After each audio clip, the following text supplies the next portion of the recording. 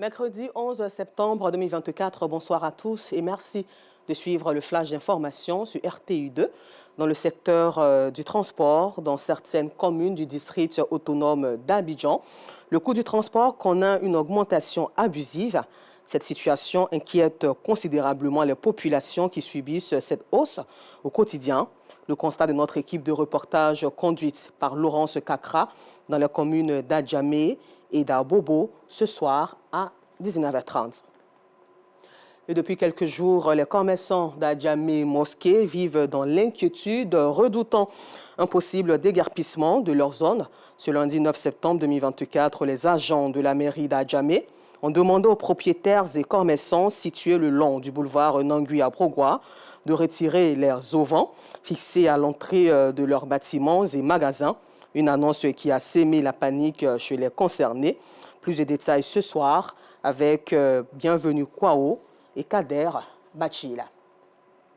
Et puis, toujours en Côte d'Ivoire, pour parler de sécurité frontalière, sachez que ces 23, 24 et 25 octobre se tiendra au Parc des Expositions d'Abidjan-Port-Boué la deuxième édition d'Abidjan Border Forum, en prélude à ce salon destiné à traiter les questions liées aux frontières. Le secrétariat exécutif des frontières de la Côte d'Ivoire a procédé au lancement officiel de l'événement à l'auditorium de la primature. Les détails avec Clément Boko.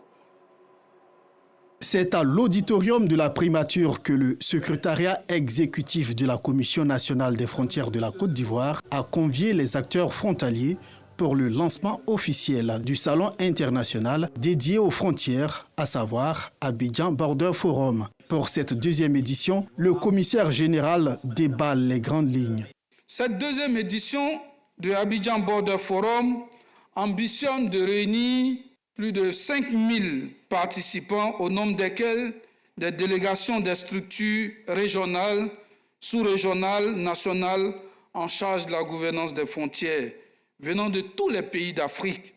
Pour cette année, la conférence inaugurale sera animée par le président de la Commission de l'Union africaine sur le thème central « Frontières vertes entre ressources naturelles partagées et défis de sécurité ».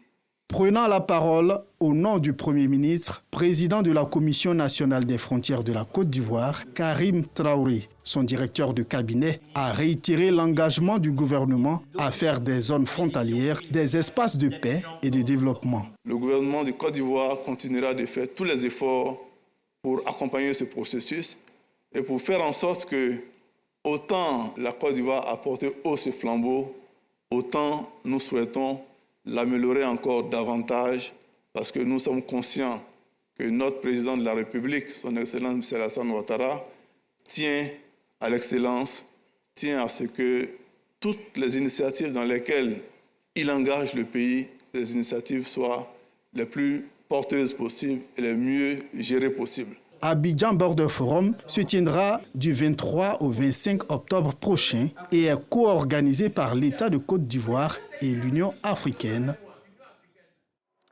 Et puis, terminons ce flash d'informations hors de nos frontières où il faut savoir qu'au Mali, la junte au pouvoir a suspendu pour 3 mois la diffusion de la chaîne francophone TV5 Monde pour avoir, selon elle, manqué d'équilibre dans le traitement d'une information. Encore merci à vous de nous avoir suivis. Je vous donne rendez-vous toujours sur RTU2 à 19h30, mais cette fois-ci pour le temps d'information complet.